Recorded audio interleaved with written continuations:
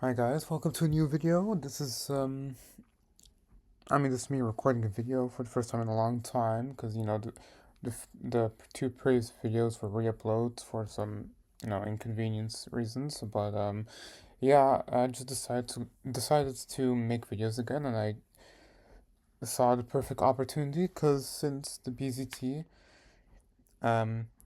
is in the auction right now, and you want to bid on last day, and since that day is right around the corner, I decided to make a video to the only tank that is comparable to the BZT and is free.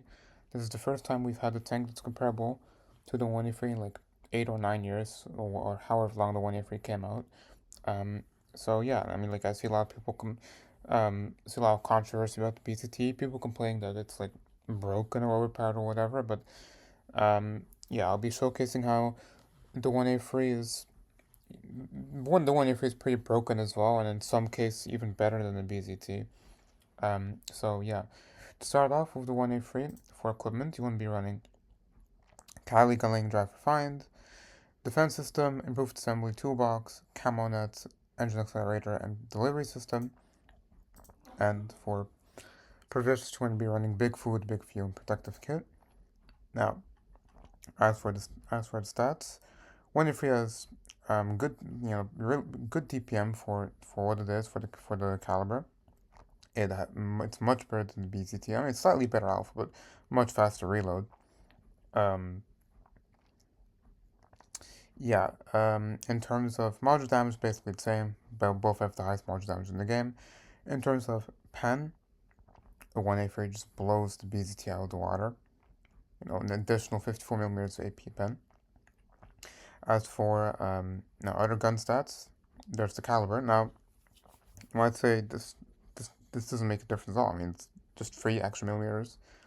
Who cares? But actually, if you can take in consideration the overmatch mechanic we have in this game, it's called the free calibers rule.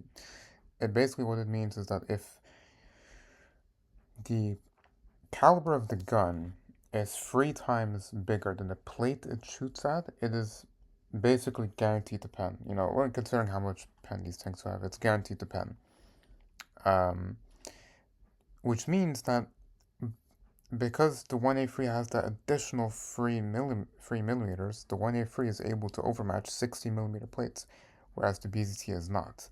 Now, in game and practice, it doesn't like make that big of a difference, but it is something worth mentioning. In terms of shell velocity, the 1A3 is a lot better on the AP. An additional 200. And in terms of hash, the 1A3 is also just a lot better than the BZT. The 1A3 basically doesn't lose shell velocity when switching to hash, whereas the BZT does. Standard HE is the same. Also, I forgot to mention the standard HE pen. 1A3 is 248, BZT is 227. Doesn't really make that big of a difference, all basically the same. For the standard HE, BZT is actually the same because the 1A3 when the 1A3 standard HE damage got buffed, the pen got nerfed. It used to be 120, but now it's 86 of Kali. So yeah, in terms of standard HE, BZT is actually better. But yeah, in general, the 1A3 is a much better pen. Now, as for the accuracy, basically the same aiming time, but the 1A3 just completely blows the BZT out of the water in terms of dispersion and gun handling. This is a huge, like drastic difference between the tanks. This is also mainly why the 1A3's gun is pretty busted, because it is way too accurate for what it is. Now the 1A3 does have a lot worse gun efficiency than BZT. BZT has 8. 1A3 has 5. The reason why the 1A3 isn't as doesn't feel that insane when driving it is because it's a broken gun on the world's most uncomfortable and inconvenient platform. You only have a semi-traversable turret. You're massive, you're tall, you're rear turreted, and you only have 5 degrees of gun depression. It is really sometimes very uncomfortable and difficult to make this tank work and get your gun on target. Whereas the BZT has 8 degrees of gun depression and full charge turret is low to the ground. Now, in terms of speed, the 1A3 has better reverse speed, which is, even though this doesn't look like a lot, this does make a pretty big difference. You know, when it comes to reverse speed, the values are a lot more drastic. In terms of top speed, yeah, it looks like the 1A3 is faster, but in practice, the BZT is a lot faster because it has much better terrain distances and power to weight. The big issue with the 1A3 is that it just has really bad terrain res and power to weight. So even though it says it goes 38, they're basically lying to you.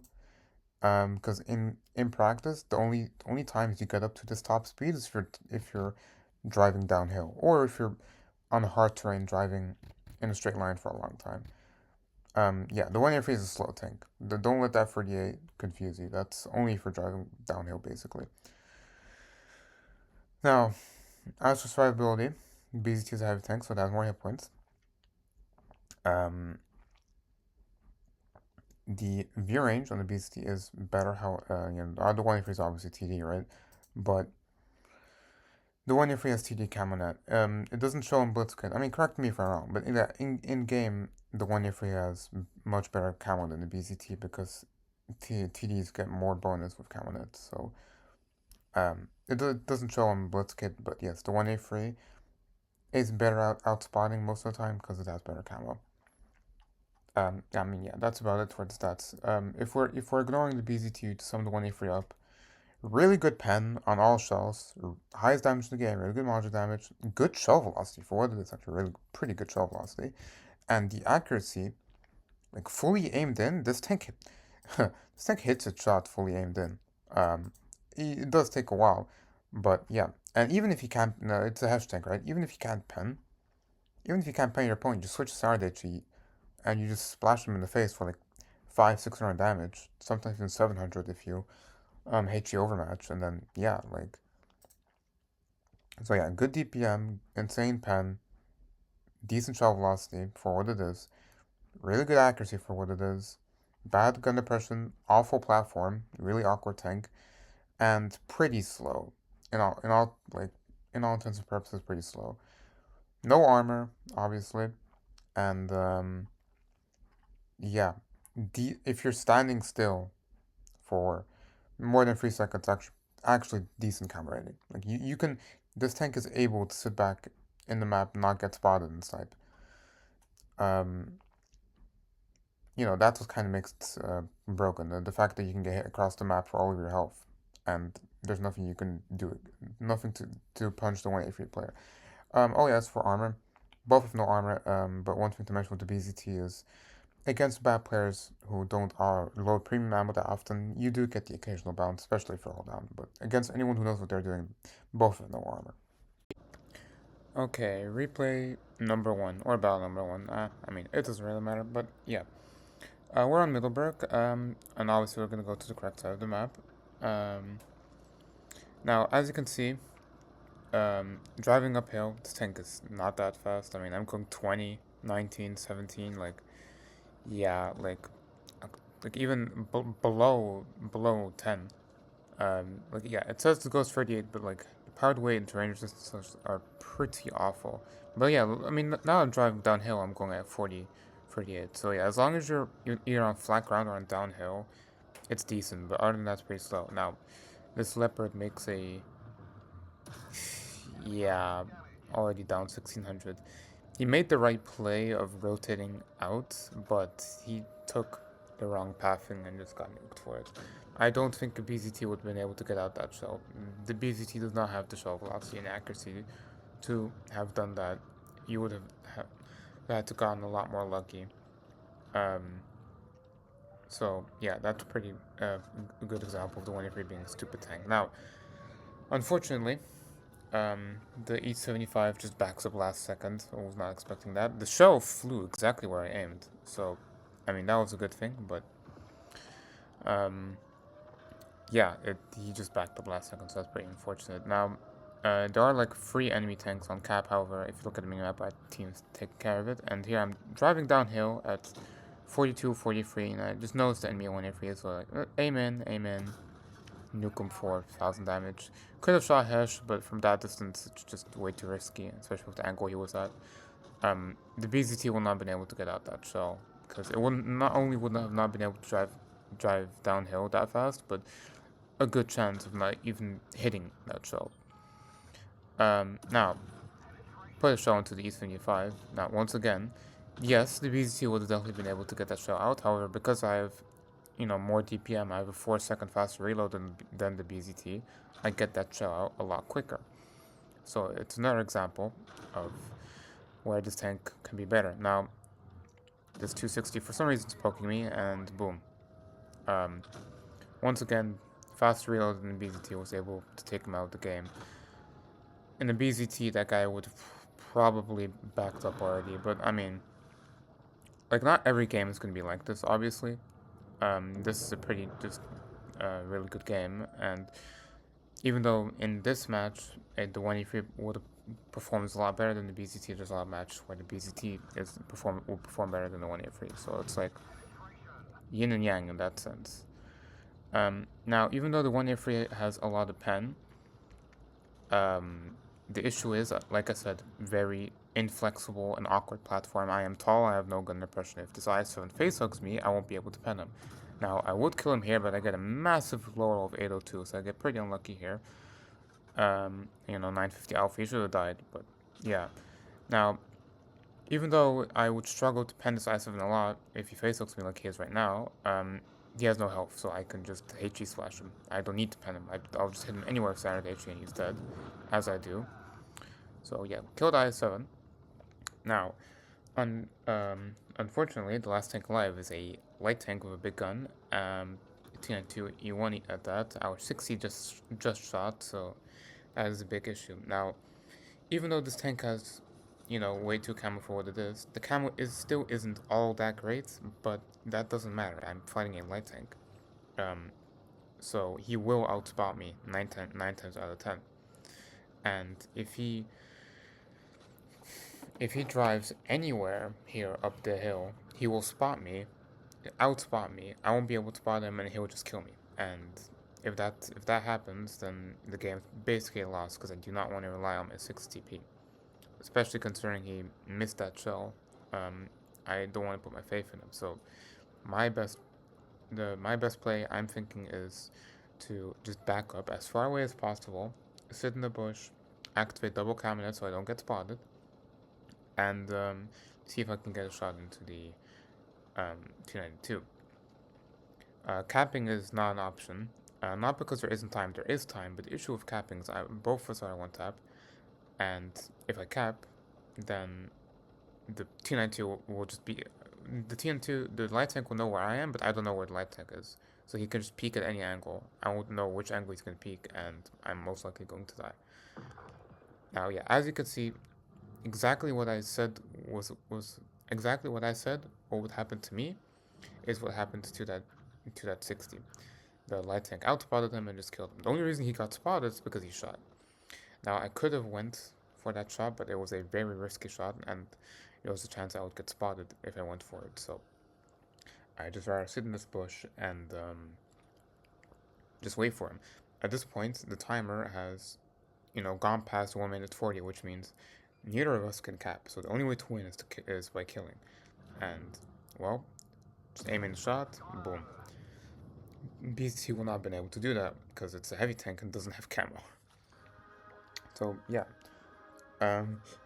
Great example of where the 1A3 performs a lot better than the BZT, At the beginning, got that nasty shot into the Leopard. Massive standard HE. And then I got, drove downhill, got shot into the 1A3, and 2 quick shots into the 260 and E75. BZT most likely would not have hit that Leopard, maybe. Definitely would not have been able to hit that 1A3 before he died, or just barely missed, and wouldn't have been able to kill the 260 and the E75 that quickly. So yeah. On to the second replay. Rockfield. As for these games, I think I played like five 5 or 4 matches to get these replays. It's definitely like games like these. If you know what you're doing, games like these aren't rare. Like it like this is a very pretty strong tank, and also we have a BZT on my team. So yeah, you kind of see the parallels. Pretty cool. Um, So yeah, now you can camp in this tank if you want to. And like I said, it has the camo and accuracy and pen and alpha, but I prefer playing it second line or even front line on medium flank sometimes, depending on the lineup if they only have one light or one medium. But yeah, I prefer playing it second line. You get more wins that way. You help your team more, and if you do it correctly, you dish out more damage. But if you feel like you're not good enough or you can't, then you can definitely camp. But the best way is to play technically like I am right now. Now, unfortunately, this girl is kind of griefing me. That shell did look like it hit, because I didn't see any dirt pop up behind the shell. However, I think the massive caliber just loops, so that's why I wasn't able to see it. Also, as you can see, the BZT got himself bombed, because, that tank has no armor, no reverse speed, but I wouldn't say that's the tank's fault. That would be more the player's fault. He made a pretty stupid play. Like, you can get away with a play like that in like a 60 because you have armor over speed, but in the BZT, as you can see, like overextending in that tank just gets you killed instantly. So yeah, see that tank enemy team is spotted, and I see some players rotating to our spawn, so I decide, okay, let me go back to our spawn so I can catch them off guard and prevent them from getting behind us. See 200, so I stand still, aiming my shots, aiming carefully, and boom. Fortunately, a high roll, 12-10 alpha.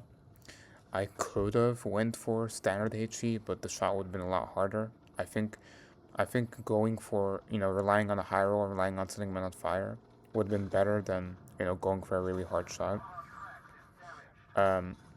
Unfortunately, do not kill the 263 at low roll.